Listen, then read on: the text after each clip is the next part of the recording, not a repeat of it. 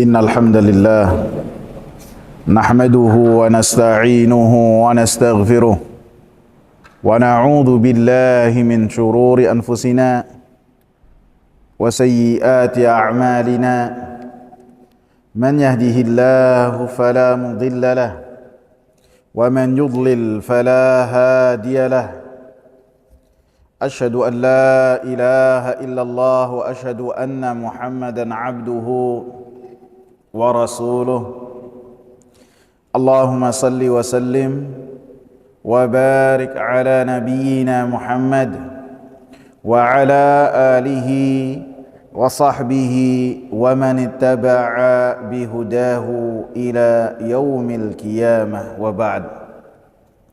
Hadirin jamaah sekalian yang saya hormati, kita lanjutkan pembahasan kita yang berkaitan dengan kitab Riyadhus Shalihin min kalami Sayyidil Mursalin, taman-taman orang-orang saleh dari perkataan pemimpinnya para rasul, karya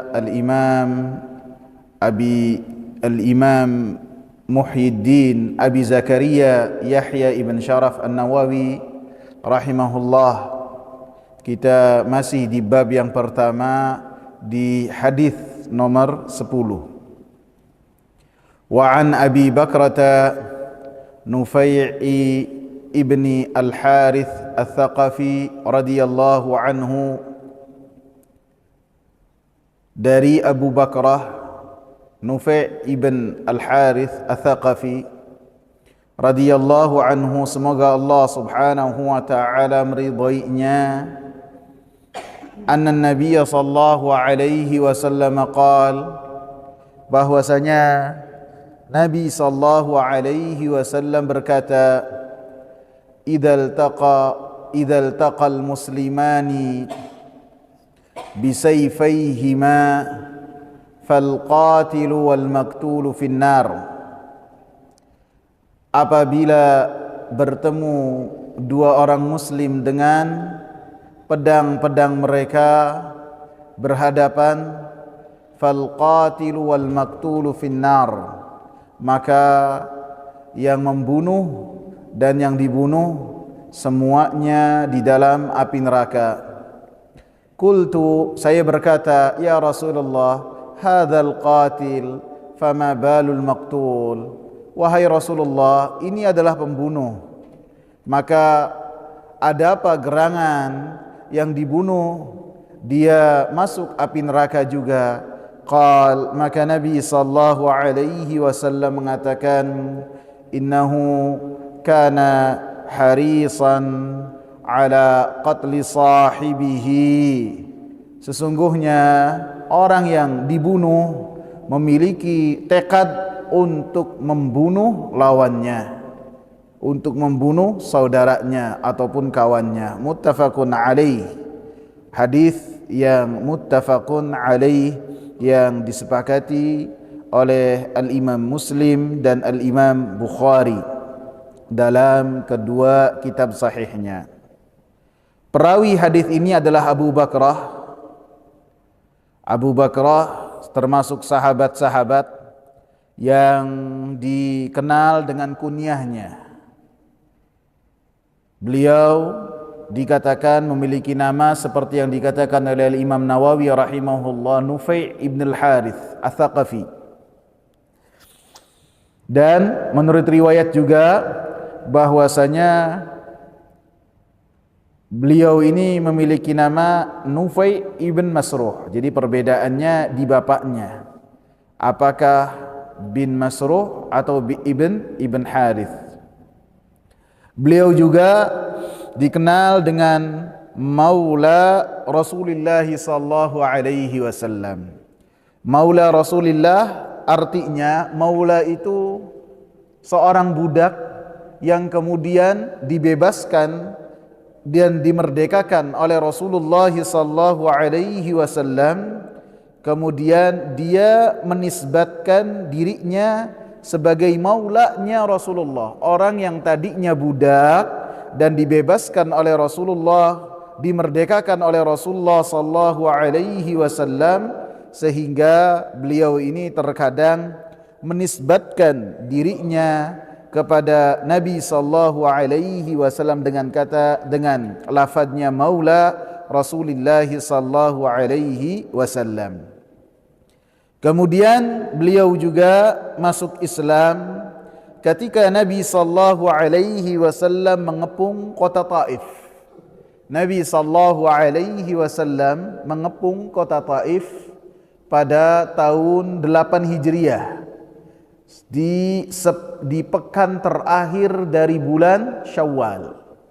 Karena Nabi sallallahu alaihi wasallam setelah menaklukkan kota Mekah dan Nabi sallallahu alaihi wasallam mendapatkan kabar bahwasanya orang-orang Hawazin, orang-orang Taif dan sekitarnya mereka berkumpul di Hunain, maka Nabi sallallahu alaihi wasallam langsung menyerang Hunain di bulan Syawal. Setelah kaum musyrikin berpencar, kocar-kacir dalam peperangan Hunain, maka orang-orang Taif kembali kepada benteng-benteng mereka. Dan Nabi sallallahu alaihi wasallam melanjutkan peperangannya menuju Taif, sehingga beliau mengepung Taif, dikatakan selama 10 hari, dikatakan selama satu pekan. Sehingga ketika Nabi sallallahu alaihi wasallam mengepung Taif tersebut, Nabi sallallahu alaihi wasallam mengatakan, siapa yang turun di antara kalian dari benteng tersebut, dari budak belian, maka akan saya bebaskan, kata Rasulullah sallallahu alaihi wasallam. Maka termasuk yang datang pada saat itu untuk memenuhi seruan Nabi sallallahu alaihi wasallam dan keluar dari benteng kokohnya orang-orang Taif, orang-orang Bani Thaqif, orang-orang Thaqif, maka di antaranya adalah Nufai ibn al-Harith. Sehingga Nabi sallallahu alaihi wasallam memerdekakan Nufai ibn al-Harith ini, langsung dimerdekakan oleh Nabi sallallahu alaihi wasallam. Dan kemudian Nufai pun, Abu Bakrah ini langsung beriman kepada Nabi sallallahu alaihi wasallam setelah mengabarkan kepada Nabi sallallahu alaihi wasallam bahwasanya dirinya adalah budak belian. Maka Nabi sallallahu alaihi wasallam langsung memerdekakan Abu Bakrah, dan Nabi sallallahu alaihi wasallam memberikan kepadanya kunyah dengan Abu Bakrah. Sehingga setelah Nabi sallallahu alaihi wasallam merasa buntu untuk mengepung benteng-benteng kokoh yang ada di Taif, maka Nabi sallallahu alaihi wasallam berupaya untuk pulang, karena orang-orang Thaqif, orang-orang Taif ini mereka memiliki perbekalan di bentengnya, bisa bertahan tidak keluar selama 1 tahun. Jadi pangannya itu sangat kokoh sekali. Jadi jangankan baru 10 hari, baru 7 hari, untuk 2 bulan ke depan aja silakan. Jadi kuat sekali. Maka Nabi sallallahu alaihi wasallam kemudian meminta para sahabat untuk pulang. Ayo mari kita pulang, meninggalkan kota Taif. Maka sebagian para sahabat meminta kepada Nabi untuk Nabi sallallahu alaihi wasallam mengutuk orang-orang Thaqif, mengutuk penghuni kota Taif. Maka Nabi sallallahu alaihi wasallam tidak memenuhi permintaan tersebut. Bahkan Nabi sallallahu alaihi wasallam mengatakan, Allahumma hdi Thaqifan, ya Allah berilah petunjuk kepada orang-orang Thaqif. Jadi yang dimintanya apa? Untuk melaknat, untuk mengutuk. Nabi sallallahu alaihi wasallam tidak mau dan tidak memenuhi. Setelahnya orang-orang Taif pun memeluk Islam, dan kemudian mereka meminta kembali kepada Nabi sallallahu alaihi wasallam supaya Abu Bakrah ini dikembalikan kepada mereka.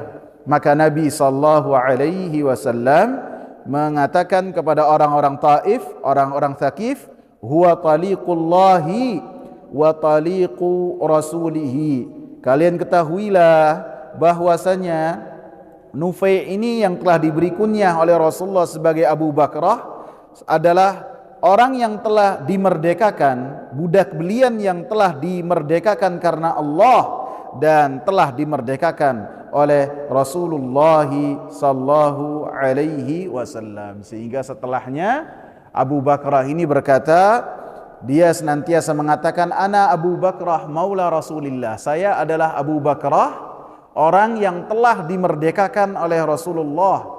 Fa in aban nasu illa an yansibuni fa ana Nufai ibnu Masruh. Dan jika manusia tidaklah berkenan kecuali untuk meminta nasabku, maka ketahuilah bahwasanya saya, kata Nufai ibn Masruh, saya adalah Nufai ibn Masruh, kata Abu Bakrah. Dan Rasulullah sallallahu alaihi wasallam mengikat persaudaraan antara Abu Bakrah dengan Abu Barzah al-Aslami, sehingga keduanya memiliki hubungan yang sangat erat sekali apabila mereka memiliki hubungan dengan hubungan keimanan, hubungan ukhuwah yang sangat kuat, lebih-lebih ukhuwahnya diikat lebih lagi oleh Rasulullah sallallahu alaihi wasallam. Sehingga para ulama mengatakan bahwasanya Abu Bakrah ini adalah seorang sahabat yang sahabatnya ini sangat saleh dan memiliki rasa takut yang besar kepada Allah Subhanahu wa taala dan dikategorikan sebagai sahabat-sahabat yang baik. Sehingga dengannya beliau memiliki ilmu dan senantiasa mendampingi Nabi sallallahu alaihi wasallam, sehingga beliau mendapatkan hadis dan meriwayatkan hadis, baik itu hadisnya beliau riwayatkan kepada sahabat ataupun kepada tabi'in, sebanyak 132 hadis. 132 hadis bersumber dari Abu Bakrah Ats-Tsaqafi ini. Dan beliau pun pernah tinggal di kota Basrah, sehingga anak-anaknya tumbuh besar di kota Basrah, sehingga dikatakan oleh Al-Hasan Al-Basri, lam yanzilil Basrata minas sahabati mimman sakanaha afdalu min Imran ibni Husainin wa Abi Bakrata radhiyallahu anhu. Tidak ada yang pernah singgah di kota Basrah dari sahabat-sahabat Nabi yang telah tinggal di kota tersebut yang lebih afdal daripada sahabat Imran ibn Husain dan sahabat Abu Bakrah yang kita bahas ini. Dan Abu Bakrah ini meriwayatkan hadis ini, yang kandungan dari hadis ini untuk berhati-hati yang berkaitan dengan darah orang-orang yang beriman.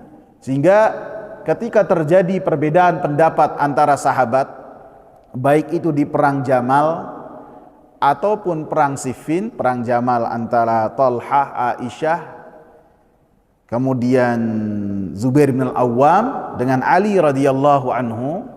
Kemudian adapun perang Siffin itu antara dua pasukan besar, Ali radhiyallahu anhu dan Muawiyah radhiyallahu anhu, dan mereka semua adalah murid-murid terpilih dari Nabi sallallahu alaihi wasallam, dan mereka semua ketika berperang bukan karena hawa nafsu, bukan karena keinginan dunia, tidak, akan tapi karena ijtihad, hasil dari penelitian yang telah mereka lakukan. Walaupun dalam perang Jamal ini terjadi peperangan karena provokator-provokator yang berkeliaran di antara dua pasukan, sehingga terjadi peperangan yang besar antara para sahabat.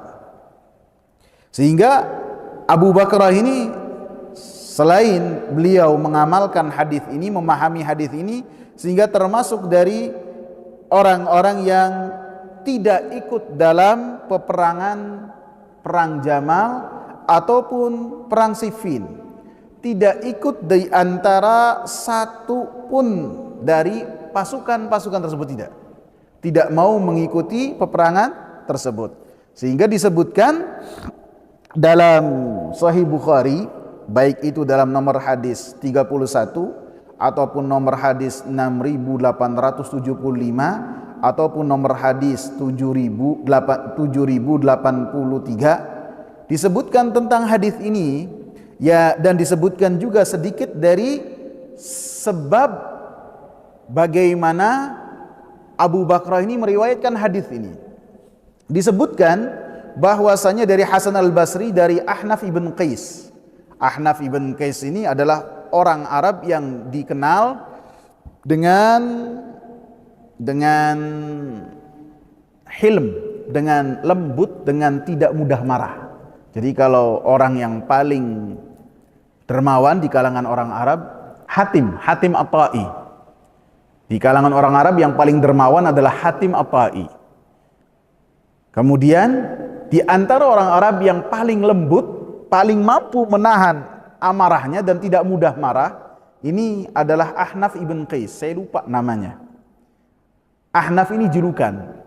Ahnaf ini artinya pincang, iya. Jadi dia kalau jalan apa namanya? Pincang. Dan dia ini adalah orang yang sangat dihormati di Yamamah. Sehingga Ahnaf ini termasuk orang yang bertemu dengan Nabi, dan ketika bertemu dengan Nabi bertatap muka tidak beriman. Akan tapi setelah pulang ke Najd, ke Yamamah, dan dia juga satu kabilah dengan Musailimah Al-Kadzab, dia beriman kepada Nabi sallallahu alaihi wasallam. Sehingga ketika beliau datang lagi ke kota Madinah, Nabi sallallahu alaihi wasallam telah wafat. Sehingga pernah suatu ketika Umar bin Khattab bertemu dengan Ahnaf ibn Qais. Begitu ngobrol sebentar, nanti tunggu. Kamu nggak boleh langsung pulang. Harus ada penataran khusus untuk engkau. Selama 1 tahun atau 2 tahun, dia langsung diberi penataran oleh Umar bin Khattab. Karena Umar memahami ini orang punya pengaruh luar biasa. Punya pengaruh. Sehingga apabila dia mengatakan satu perkataan, maka semua kaumnya itu nurut. Tidak ada yang membantah. Ahnaf ibn Qais luar biasa. Muawiyah saja radhiyallahu anhu, orang yang memiliki pasukan yang besar dan khilafah yang besar, begitu bertemu dengan Ahnaf ibn Qais langsung dia itu hormat. Sehingga Yazid putranya ini heran, kok lihat bapaknya sangat sungkan sekali kepada Ahnaf. Kata Muawiyah, wahai anakku, ini orang di belakangnya semua kaumnya ngikut dan manut kepada orang ini. Sehingga apabila dia itu marah, maka kaumnya akan marah bersamanya tanpa bertanya kenapa dia marah. Kenapa dia marah? Tidak. Sehingga Muawiyah hormat kepada Ahnaf ibn Qais. Termasuk ketika bertemu ketika diriwayatkan dalam Sahih Bukhari, Ahnaf ibn Qais dia bersama dengan kaumnya Bani Tamim dengan jumlah yang banyak. Maka kata Ahnaf ibn Qais, "Dhahabtu li ansura hadzal rajul." Saya pergi untuk menolong orang ini, yaitu Ali bin Abi Thalib dalam perang Jamal. Falakiyani Abu Bakrata. Maka saya bertemu dengan Abu Bakrah, perawi hadis ini. Faqala aina turid? Kemana engkau akan pergi? Qultu ansuru hadzal rajul. Saya ingin menolong orang ini. Dalam lafaz lain, lafaz Muslim, ibnu ammi Rasulillah. Saya ingin menolong sepupunya Rasulullah sallallahu alaihi wasallam. Maka kata Abu Bakrah, irji', kamu pulang. Jangankan engkau, kaummu pun yang ada di belakang kau harus pulang. Fa inni sami'tu Rasulullah sallallahu alaihi wasallam yaqul, maka sesungguhnya saya mendengar Rasulullah sallallahu alaihi wasallam berkata, idzal taqal muslimani bisayfayhima fal qatilu wal maqtulu finnar. Saya mendengar Rasulullah berkata, apabila 2 orang muslim bertemu dan beradu dengan pedang-pedangnya, maka yang dibunuh dan yang membunuh dua-duanya masuk ke dalam api neraka. Sehingga hadis ini pun menunjukkan pemahaman dari Abu Bakrah bahwasanya dia tidak ikut perang karena memahami hadis ini. Dan dia pun memberikan saran kepada Ahnaf untuk tidak ikut dalam peperangan Siffin. Maaf, dalam perang Jamal. Dalam perang Jamal Ahnaf tidak ikut. Akan tapi dalam perang Siffin akhirnya Ahnaf pun memiliki pendapat yang berbeda untuk ikut bersama dengan Ali ibn Abi Thalib. Kemudian disebutkan bahwasanya beliau wafat di kota Basrah dan beliau pun berwasiat supaya yang menyalati beliau adalah saudara yang telah disaudarakan oleh Rasulullah sallallahu alaihi wasallam, yaitu Abu Barzah Al-Aslami, sehingga beliau wafat di kota Basrah pada tahun 51 Hijriah. Dikatakan dalam riwayat yang lain bahwasanya beliau wafat pada tahun 52 Hijriah, di antara dua tahun ini, antara 51 dan 52. Hadirin yang saya muliakan, bahwasanya dalam hadis ini disebutkan tentang bahwasanya dua orang yang beriman apabila berhadapan dan satu dengan yang lainnya memiliki senjata dan berupaya untuk membunuh yang lainnya, maka dua-duanya masuk neraka. Disebutkan sebagai pedang ini hanya sebagai contoh saja. Pada zaman dahulu bisa pedang, bisa tombak, bisa juga panah, satu dengan yang lainnya memegang senjata. Ataupun sekarang bisa juga pistol, bisa juga senapan, bisa juga golok, bisa juga celurit, yang menunjukkan bahwasanya satu dengan yang lainnya berupaya untuk membunuh yang lainnya. Dan perkara bahwasanya membunuh itu adalah hal yang besar dan tidak dimudahkan dalam agama yang mulia ini, Allah Subhanahu wa taala mengatakan dalam surat An-Nisa ayat 93, "Wa man yaqtul mu'minan muta'ammidan fajazaohu jahannamu khalidan fiha wa ghadiballahu 'alaihi wa la'anahu wa a'adda lahu 'adzaban 'azima." Siapa yang membunuh seorang mukmin secara sengaja, maka balasannya adalah api neraka selama-lamanya di dalamnya, kekal di dalamnya. Allah Subhanahu wa taala murka kepadanya dan Allah Subhanahu wa taala melaknatnya, dan Allah Subhanahu wa taala mempersiapkan baginya azab yang sangat besar. Ini yang berkaitan dengan satu nyawa. Apabila membunuh satu nyawa saja, ancaman dari Allah Subhanahu wa taala demikian, lebih-lebih apabila membunuhnya secara berbilang. Maka Abu Bakrah radhiyallahu anhu ketika mendengar omongan Rasulullah sallallahu alaihi wasallam langsung menanyakan kepada Rasulullah sallallahu alaihi wasallam, "Ya Rasulullah, kita paham bahwasanya yang membunuh masuk neraka. Bagaimana dengan orang yang dibunuh?" Maka Rasulullah sallallahu alaihi wasallam langsung mengatakan, "Innahu kana harisan ala qatli sahibihi." Orang yang dibunuh ini dia telah berupaya, bukan hanya memiliki niat di atas dari niat, dan dia pun memiliki kesungguhan, memiliki tekad untuk membunuh orang yang ada di hadapannya. Sehingga ketika seorang memiliki niat, maka dia mendapatkan ganjaran dari apa yang telah dia lakukan. Apabila kebaikan, dia mendapatkan ganjaran kebaikan.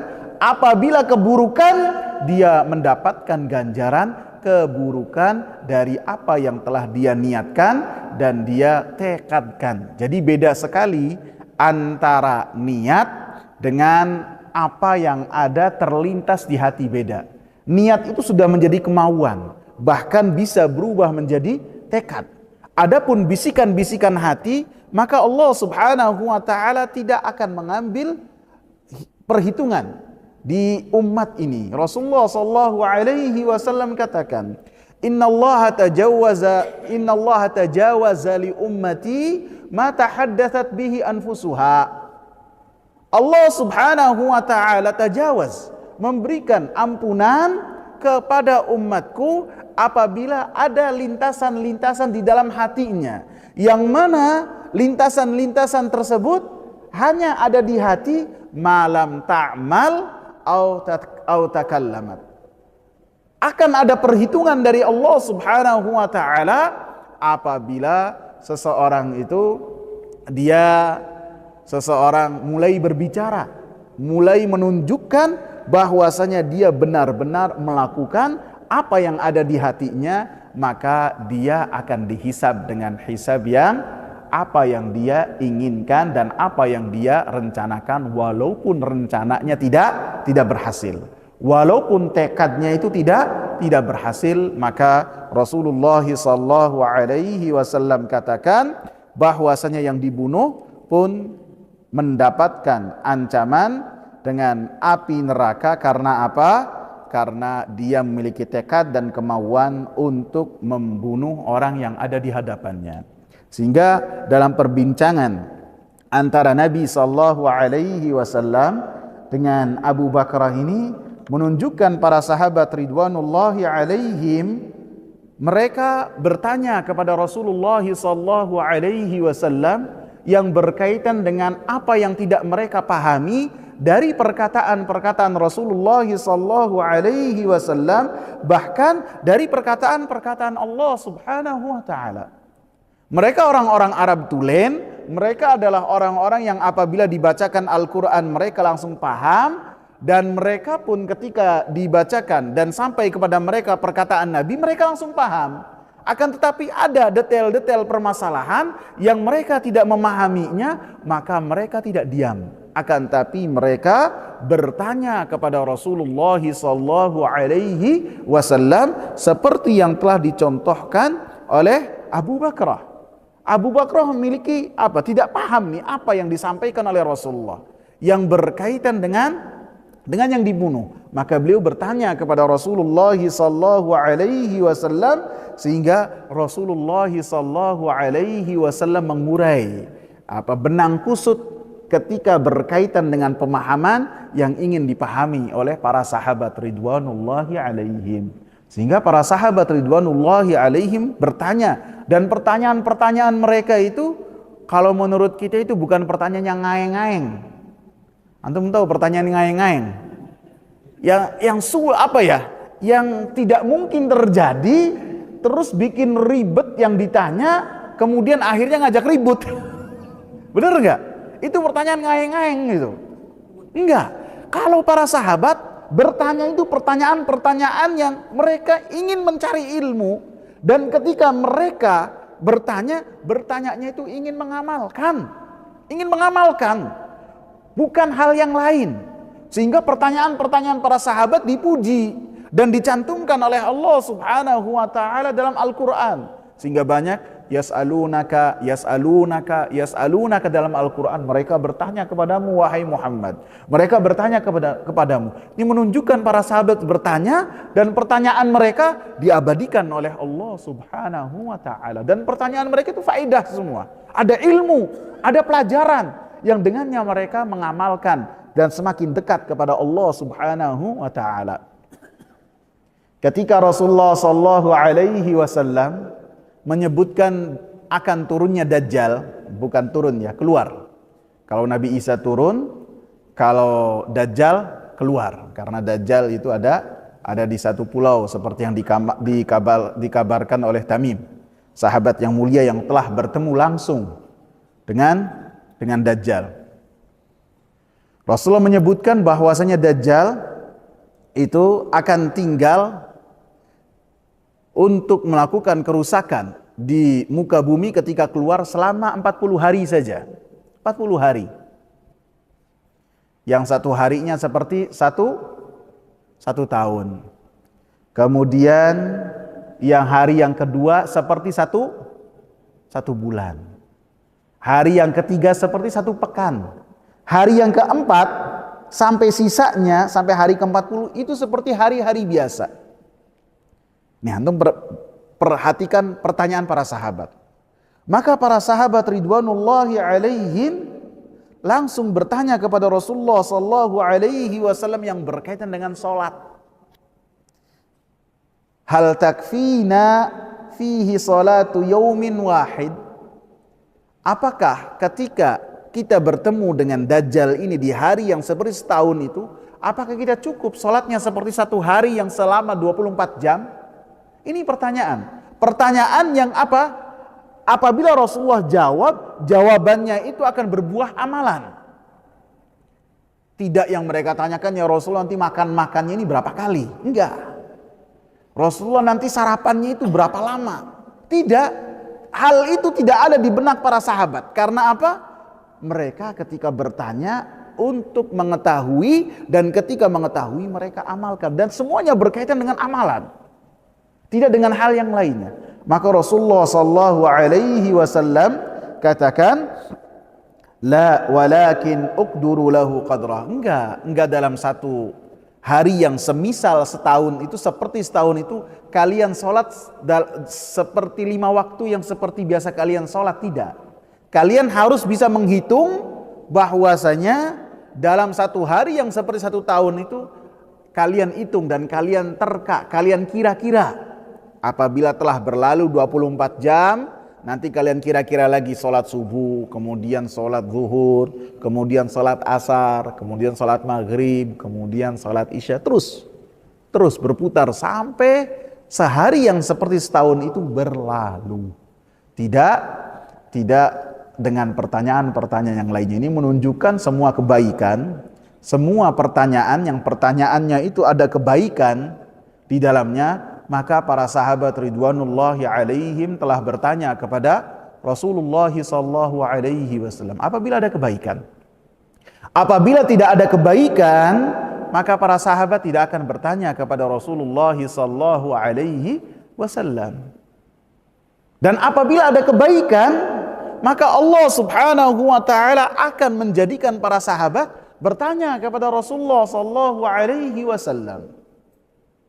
Seperti ketika para sahabat dilarang oleh Rasulullah untuk bertanya, karena ditakutkan apabila terjadi pertanyaan-pertanyaan di akhir hayat Rasulullah, ada pertanyaan yang dengannya akan merubah sesuatu yang halal menjadi haram. Sehingga Rasulullah larang para sahabat untuk bertanya. Sudah cukup.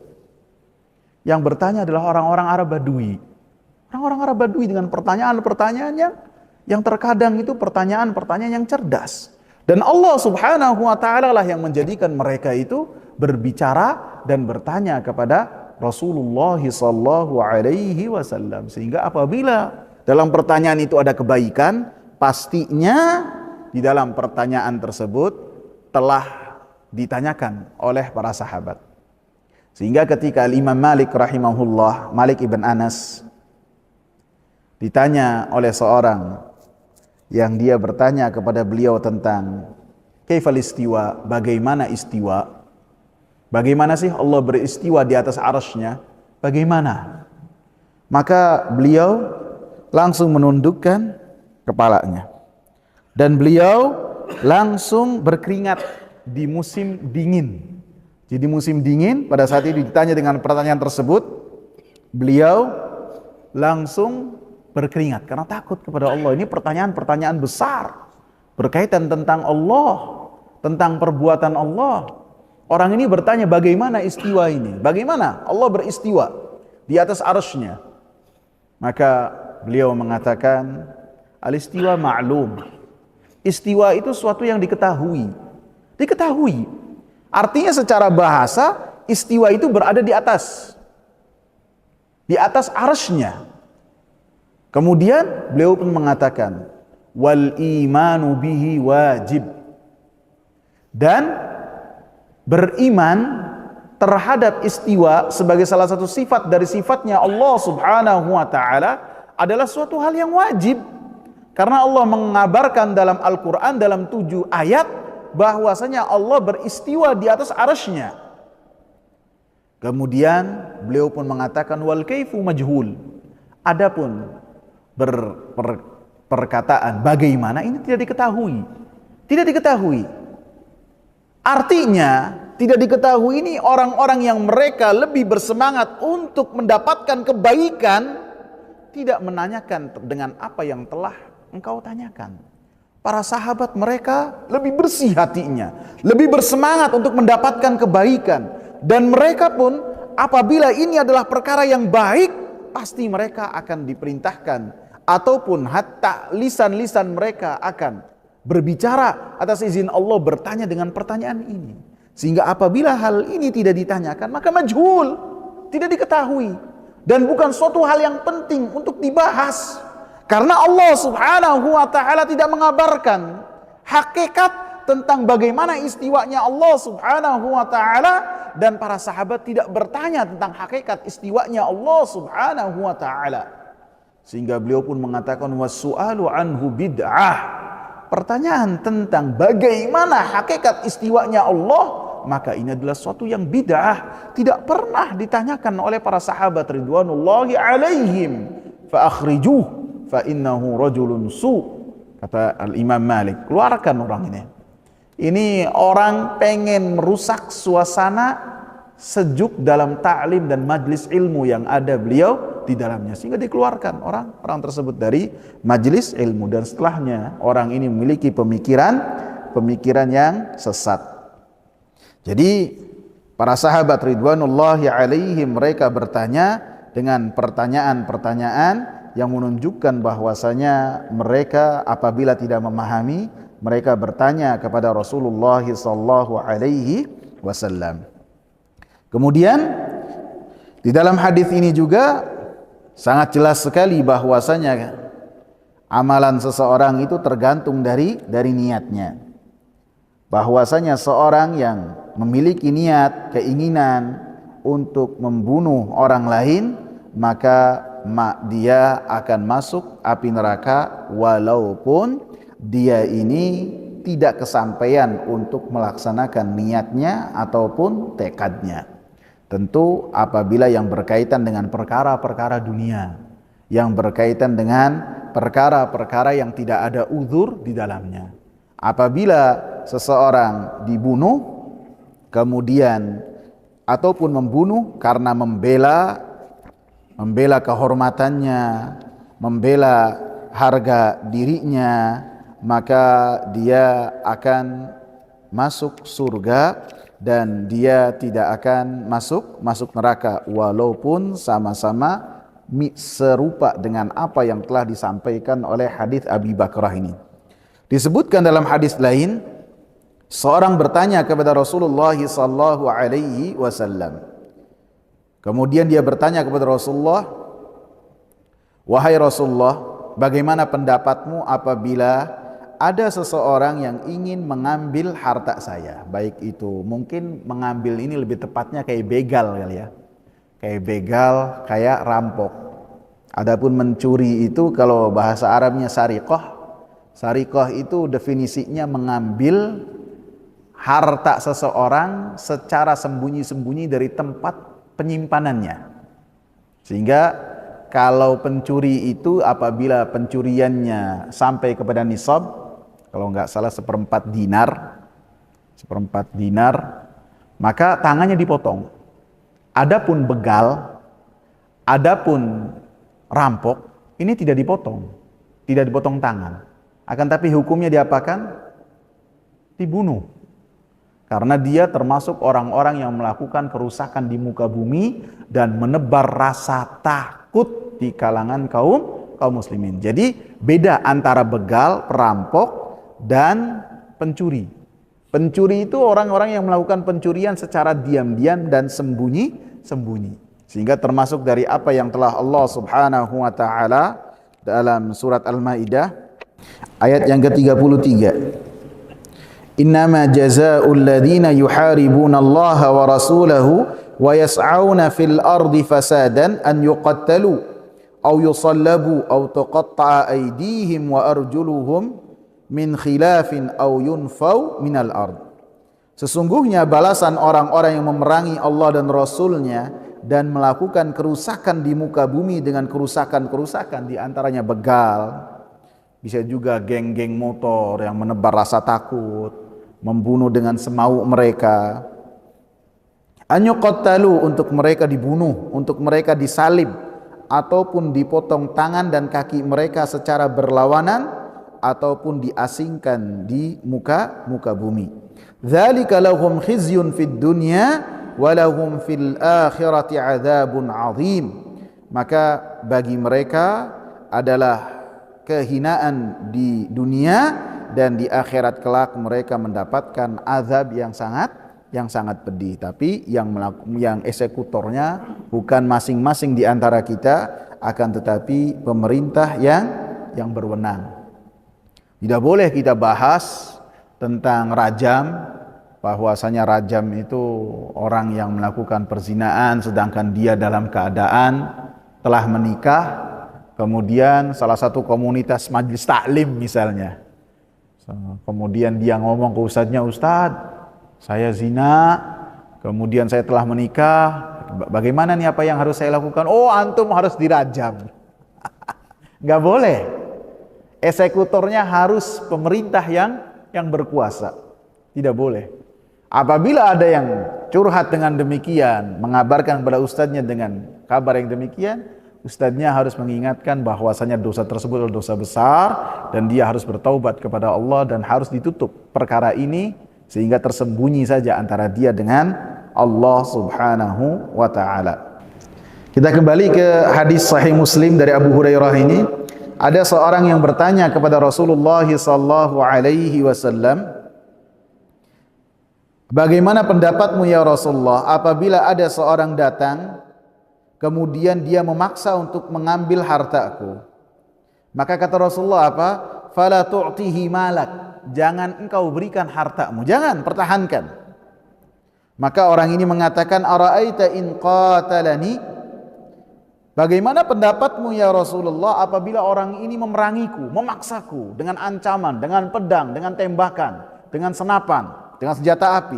Apa kata Rasulullah? Rasulullah ini sosok yang pemberani, tidak pernah mengenal rasa takut. Rasulullah kalau dalam peperangan, seperti dalam perang Hunain, ketika kaum muslimin kocar kacir, maka para sahabat itu berlindungnya kepada Rasulullah. Antum bayangkan, berlindungnya kepada Rasulullah supaya aman, karena Rasulullah pemberani dan sangat kuat sekali. Jadi apa yang dikatakan oleh Rasulullah ini menunjukkan keberanian yang luar biasa. Jangan kau berikan, jangan, pertahankan hartamu. Bagaimana ya Rasulullah apabila orang ini memerangiku, mengancamku? Maka kata Rasulullah, "Qatilhu," lawan, jangan diem, lawan, nggak boleh diem. Kemudian orang ini mengatakan, "Ara'aita in qatalani?" Bagaimana pendapatmu ya Rasulullah apabila orang ini membunuhku? Maka kata Rasulullah, "Fa anta syahid." Kalau engkau mati dalam rangka membela hartamu, apa yang kau miliki, maka engkau mati syahid. Mati syahid. Dan itu adalah kematian yang mulia. Kemudian orang ini mengatakan juga, "Ya Rasulullah, ara'aita in qataltuhu?" Maka bagaimana pendapatmu apabila saya ini membunuh orang tadi? Kalau saya mati, saya masuk surga, syahid. Tapi kalau dia yang mati dan saya bela karena dalam rangka membela harta saya, menjaga harta saya, maka kata Rasulullah, "Huwa finnar." Maka orang yang dibunuh tersebut di dalam api neraka. Ini menunjukkan pengecualian yang apabila pengecualian tersebut dikarenakan dalam rangka membela seseorang, apabila seseorang membela hartanya bukan karena perkara-perkara dunia, bukan karena dia itu ingin memaksa kehendaknya, bukan, akan tapi dalam rangka membela harga dirinya, membela kehormatannya, membela apa yang dia punya, maka ketika seorang mempertahankan kemudian dia membunuh orang lain, maka tidak mengapa, karena Rasulullah sallallahu alaihi wasallam yang telah memerintahkan, qatilhu, lawan dia.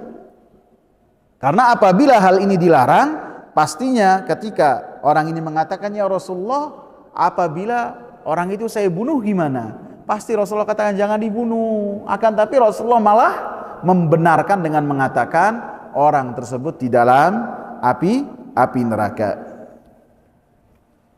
Sehingga dalam hadis ini menunjukkan bahwasanya berkaitan dengan orang-orang yang membunuh, maka apabila dalam rangka membela hartanya, membela dirinya, membela keluarganya, membela kehormatannya yang berkaitan dengan seseorang yang dia itu melampaui batas kepadanya, ingin merebut apa yang dia miliki, baik itu perampok ataupun begal ataupun apapun namanya, ketika dia tidaklah mungkin bisa lepas dari serangan orang tersebut kecuali dengan cara membunuh orang tersebut ataupun dia dibunuh, maka ketika dia melakukan itu semua, maka hasilnya berbeda dengan apa yang telah dikatakan oleh Rasulullah sallallahu alaihi wasallam dalam hadis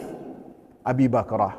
Apabila seorang dalam rangka membela, maka terhadap orang yang ingin berupaya untuk menzalimi dirinya, maka ketika orang ini mati, orang yang membela harga dirinya, hartanya, kehormatannya, maka dia masuk surga. Sebaliknya, ketika pelaku kezaliman tersebut berupaya untuk mengambil hak orang lain, kemudian dia mati dengan dibunuh oleh orang yang membela kehormatan dan harga dirinya, maka itu menunjukkan bahwasanya orang tersebut masuk api neraka. Dan yang berkaitan dengan ancaman-ancaman dalam hadis-hadis Nabi sallallahu alaihi wasallam yang berkaitan dengan setiap pelaku dia masuk api neraka dengan perbuatan-perbuatan tertentu, maka ahli sunnah wal jamaah mengatakan ini adalah ancaman-ancaman yang ancaman-ancaman tersebut di akhirat kelak maka di bawah kehendak Allah subhanahu wa ta'ala. Apabila Allah subhanahu wa ta'ala menghendakinya, maka Allah subhanahu wa ta'ala akan mengampuni orang tersebut dan memasukkannya ke dalam surga. Dan apabila Allah subhanahu wa ta'ala akan mengazabnya, maka mengazabnya dengan keadilan. Dan perkataan dalam surat An-Nisa ayat ke-93 bahwasanya orang yang membunuh seorang mukmin dan dia melakukannya secara sengaja, maka balasannya api neraka khalidan fiha, dia kekal di dalamnya. Maka sebagian ulama ketika membahas tentang kekal di dalamnya, maka dilihat apabila orang tersebut ketika mati, dia sebelum mati bertaubat kepada Allah subhanahu wa ta'ala dengan taubat yang benar, lebih-lebih dia meminta halal dari keluarganya, maka bisa jadi termasuk dari taubat nasuha, bisa jadi. Dan apabila seorang ini dia belum bertaubat kepada Allah subhanahu wa ta'ala, kemudian dimasukkan oleh Allah subhanahu wa ta'ala ke dalam api neraka dengan keadilan yang telah Allah subhanahu wa ta'ala tegakkan, maka khalidan fiha, sekekal di sini tidak selama-lamanya, akan tetapi dalam waktu yang lama apabila orang tersebut ketika mati dalam keadaan memiliki iman. Karena dalam hadis-hadis itu banyak sekali hadis-hadis yang berkaitan dengan bagaimana nanti akhir orang-orang yang beriman. Maka dalam hadis-hadis yang lain disebutkan nanti di sebelum kematian itu disembelih oleh Allah subhanahu wa ta'ala, maka Allah subhanahu wa ta'ala memerintahkan supaya orang-orang yang di dalam api neraka yang memiliki keimanan walaupun sebesar biji sawi, maka dikeluarkan oleh Allah subhanahu wa ta'ala dari api neraka sehingga tidak kekal selama-lamanya di dalam api neraka.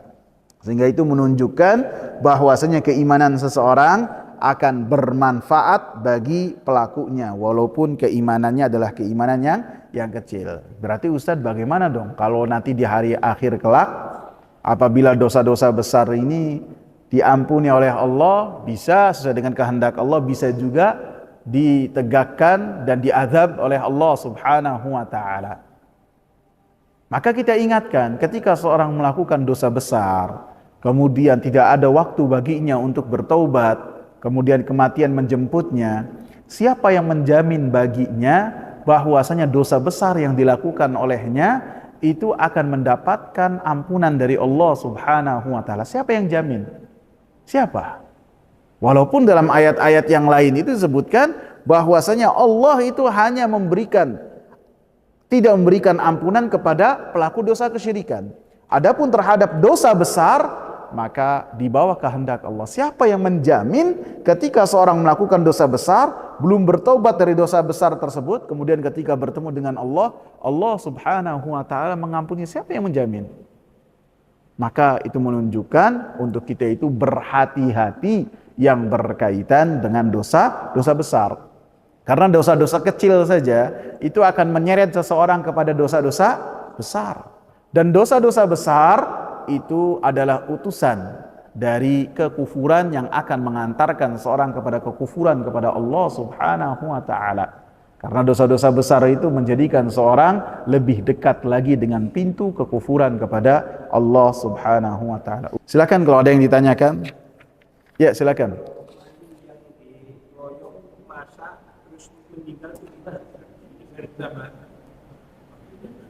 Maling yang dikeroyok ya.